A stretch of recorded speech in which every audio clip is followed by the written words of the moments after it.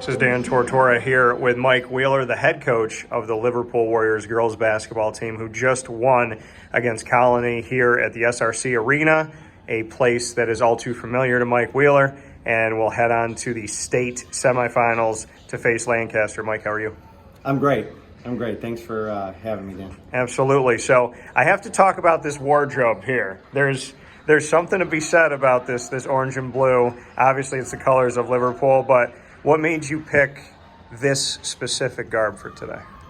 So the funny story behind this was a few weeks back, almost about a month ago, my staff was out enjoying a beverage of choice, and we all got into this discussion regarding Denny Crum's old coat jacket when he was at Louisville, Rick Pitino's white jacket when he was at Louisville, even the Carolina blue that was worn for Roy Williams.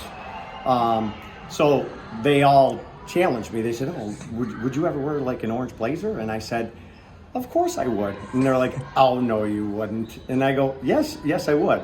I go, "We make it to the sectional finals." I go, "I'll order it now, and I'll keep it in the closet just in case." And I said, "And if we win the sectional finals, I'll wear it every weekend after that." And here it is. That's where it is. So the bet was won by me.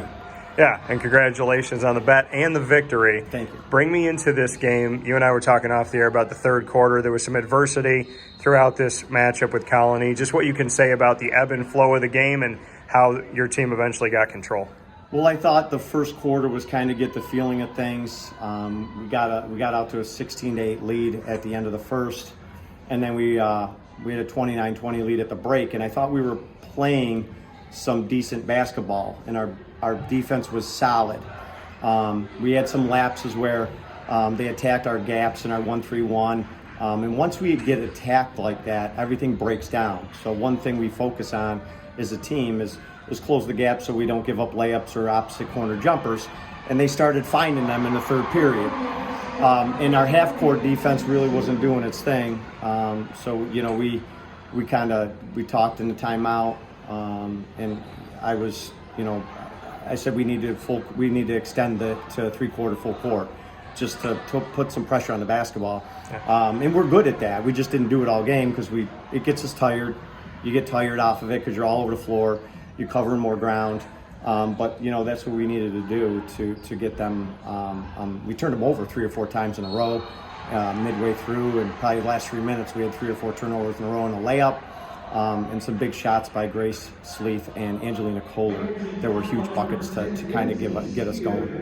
You discussed three-quarter court covering a lot of ground.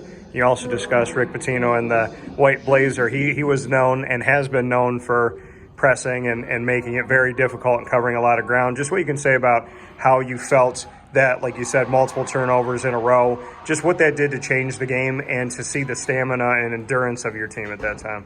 When we were coming into the game, we thought we were the more athletic basketball team. Physicality is what we were concerned with. They were very physical. They really attacked the glass. And that was something that we had to weather the storm with, and I thought we did a great job at that. But for our athleticism, I'll take our athleticism and playing three-quarter court for 4 minutes in a close basketball game because they just get down and play, and they just lock in. And they go after it, and they did. I mean, they were not letting anything go by, and you know, jumping into passing lanes, and they just did a great job. For you to move on here, this is a place that you were at last year, made it to the semis in your first year here coaching this Liverpool girls basketball team. Now hoping for a new future in the state semis. Just what you can say about Lancaster and about what's coming up next weekend. I mean, anybody gets to the Final Four is going to be a tough matchup. You know, it's going to be something that we have to prepare for.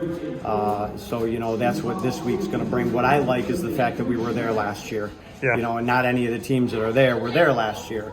So I think the fact that we have a little veteran leadership going back to a Final Four is kind of helps on our side. So I'm happy with that. And, you know, we're just going to prepare all week for Lancaster, and we're also going to prepare for a state championship game.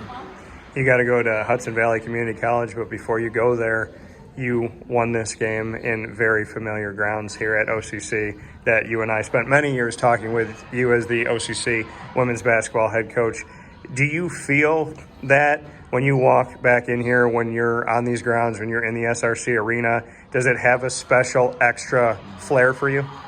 It does. You know, it feels like home. You know, this was my home away from home for 19 years coaching.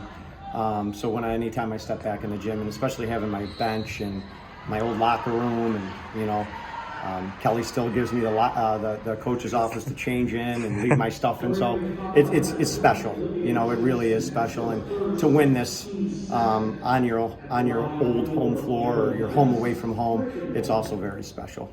Just what you want to say in closing to the Liverpool community, your supporters, and all those people wearing Liverpool versus everybody shirts.